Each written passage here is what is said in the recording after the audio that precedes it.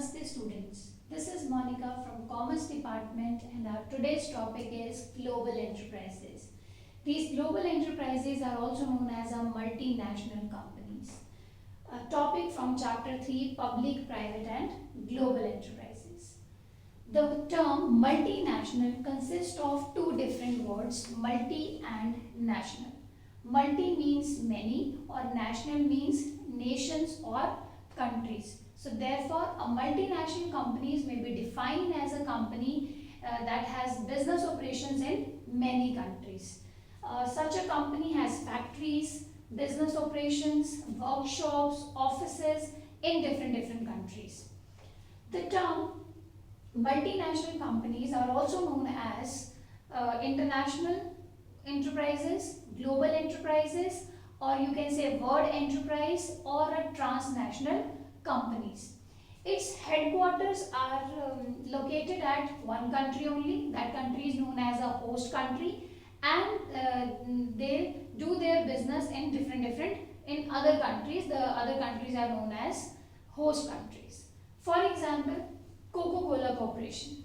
Coca-Cola Corporation has their headquarters located at one country, which is USA, that is known as a host country, and the business operations are in many other countries also, like including India also. So other countries including India is known as a host countries. So the meaning of multinational companies is multinational companies are the companies which is registered under one country, that is a host country only, but their products are manufactured, produced and sold in various other countries. Clear?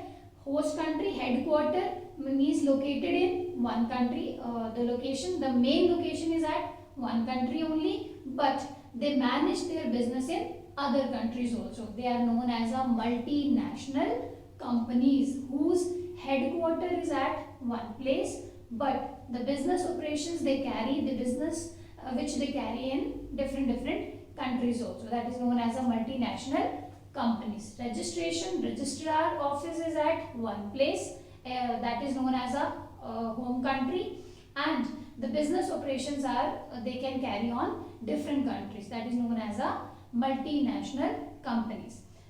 Indian MNCs companies, for example, Ranbaxy, Wipro Limited or Infosys Limited, you must have heard the name. These or Reliance Industrial Limited, they all are the MNCs whose headquarter is in India, but they do their operation, they manage their business in other countries also.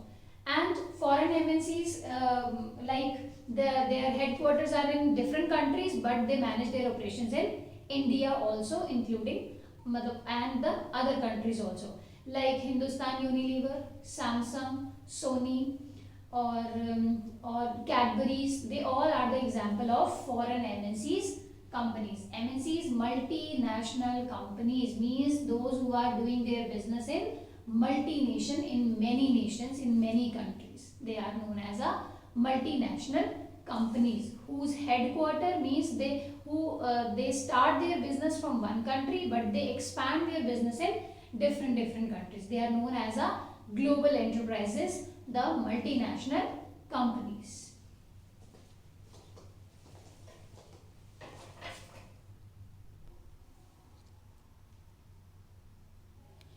These are the features of multinational corporations, multinational companies. These are the features. A very first feature is huge capital resources. Yes, these MNCs has huge capital resources. They have ability to raise funds from many sources, like they can issue their shares, they can issue debentures also easily, they can raise funds very easily from the market, or they can borrow money from the international bank also and from the other financial institution also, as they have a strong creditability in the market. So they can raise funds. So the capital resources are very huge. The next is large size. Yes, the size of these MNCs are very large. They have a huge amount of assets, you can say, and sales are also at a large level. Their operations, the operations which they do, that will also be on a large scale. that also carries on a large scale only. That's why we can say these MNCs are of a large size.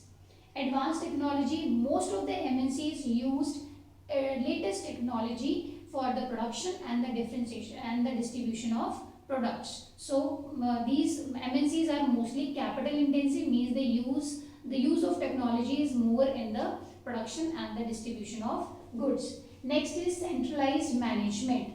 The meaning of centralized management is the power is in one hand. As I told you, MNCs, their headquarters are located in one country only, and the other branches, the other countries' branches, they are managed by the headquarter only. They take the decision making power in the hand of headquarter only. The policies and the rules and regulations which are laid down by the headquarter, the all other branches follow the that decisions only. Clear? So we can say the management is centralized, means the management is in the hand of one country only, the home country only, where the headquarters are located. After that, better quality products. Yes, the quality of the product is very good. As we all know, the MNCs has to compete on a world level, means they have to sell their products at a world level to across the countries, in a different countries. So they have to give a special attention to the quality of the product. After that, number 6 is access to the international market. Yes, easily they can access international market. Easily they can launch a new product in an international market because of they research on a very large scale. The quality of the product is very good. So easily they can sell or easily they can launch also their new product. Easily they can access to the international market. In various countries they can sell their products. Last point is special attention to the advertisements. Yes, they pay a very special attention to the advertisement. You can say these advertisement only are the secret of their success. So these are the features of multinational corporations whose the companies which are registered under one country only, but they sell their products in different countries. Next, come to the advantages. Now these are the advantages to the host countries where these MNCs operates their business. Okay, these are the advantage to the host country. The very first advantage is increase in the foreign investment. Yes, when the MNCs set up their business in the host country, it means they are bringing the investment also. Means investment also will come. There is an inflow of capital in a host country. So you can say there is an increase in foreign investment because foreign MNCs are setting up their business in a host country, means our country only. Mostly they set up their business in developing and underdeveloped countries. Clear? After that, increase in employment. Yes, definitely when they set up their business in the host country, it means they are creating jobs for them, because many people are required to manufacture the things, to produce the things for the distribution of goods and services. So in this way they are generating the employment also, these MNCs in the host countries where they are doing their business, where the branches are establishing. After that, the third point is increase the standard of living. As we all know, MNCs are providing best quality, good quality product at a reasonable price. It means the product of these MNCs can be in the range of medium people also they can purchase, or yes, they are generating employment also. It means the person's earning capacity is also increasing. Their earning capacity is increasing, they are getting a good quality product at a reasonable price. It means their standard of living is increasing by the multinational companies. Proper use of resources. As we all know, these multinational companies establish their business in the host country only, and they use the idle resources of that country only. So the idle resources like human resources or the other natural resources, they make them a proper use of that idle resources of a host country. So we can say there is a proper utilization of the resources by the MNCs. Technical development, yes, they bring a new technology to the host country, and host country, mostly the host countries are of underdeveloped or developing countries only. So they bring new technology to that country only. So there is a development in the technical environment also, technical things also. After that, end of the local monopoly. See, when there is a few seller in the market, so they can easily charge a higher price for a particular commodity. But these MNCs, when the MNCs comes, they sell good quality product at a reasonable price, and they give competition to the local parties also. So that local parties also improve the quality of their product and the price will be reduced. So they help in end the local monopoly. So these are the advantage of global enterprises, multinational companies. Now come to the disadvantage. See, as I am saying, they end the local monopoly, but there is a danger for the domestic industries also. In domestic industries, they are very less, you can say, financial resources they have. These domestic industries, they have less financial resources. But on the other hand, multinational companies has a huge financial resources, means the finance is more with the multinational companies. So they can hire professional, their product quality is also good, and the production cost is also comparatively less. So these domestic industries is not able to compete with the MNC's product. So the end of, you can say, there is a danger for the domestic industries. They are not able to survive in the market in front of the MNCs, because their product is comparatively, you can say, quality wise also, and price is comparatively high because production is at lower level. Or on the other hand, MNCs, they are distributing their product, they are selling their product in different countries also, so they produce it at a large level. The production cost is comparatively less, and they are using the modern technology also, so quality also good and the production cost is less. So they are selling their product in the market. And but these domestic industries, they have less financial resources, they can't hire the technology, and the production cost is also high, so their product quality is, as compared to the MNC's product quality, is lower. So it's very difficult for them to survive in the market in front of MNCs. So this is one of the disadvantage of MNCs to the host country especially.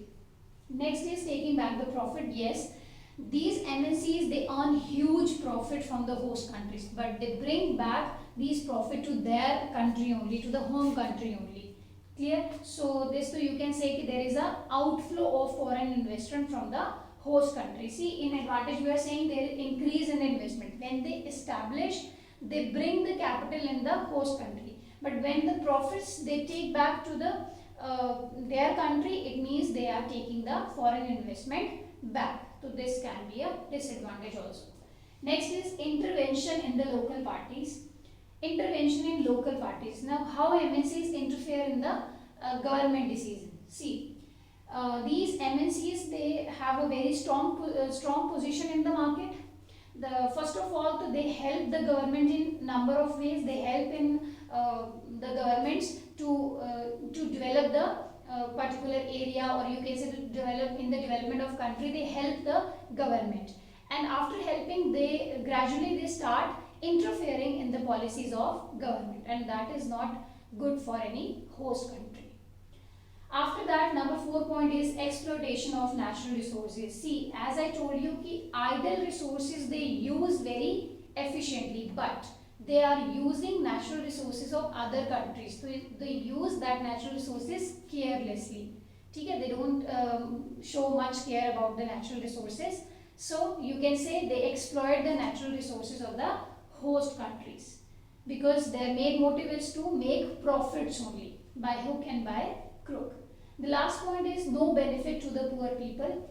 As MNCs, they mostly they establish their business in underdeveloped or developing countries, and these countries, most of the peoples are poor. But the product which are manufactured under MNCs, they mainly produce, or you can say manufacture the product which are used by the rich people, you can say. But so there is no benefit to the poor people. So these are the advantage and the disadvantage of multinational companies. Multinational companies whose registration is at one country, but they manage their business in different countries. I hope I made you clear this multinational companies.